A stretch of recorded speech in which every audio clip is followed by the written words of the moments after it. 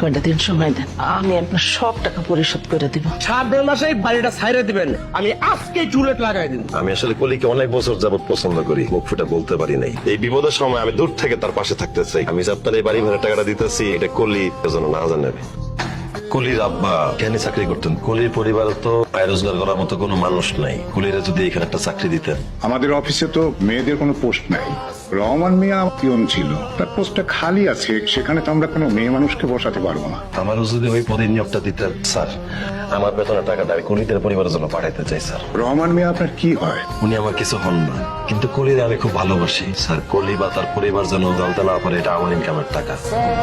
চেনা নাই জানা নাই একটা অচেনা মাইয়ার পরিবারের দায়িত্ব তোর কান্দন বুকে, তোর কি ভবিষ্যৎ নাই? কলির জন্য আমার খুব মায়া হয় রে।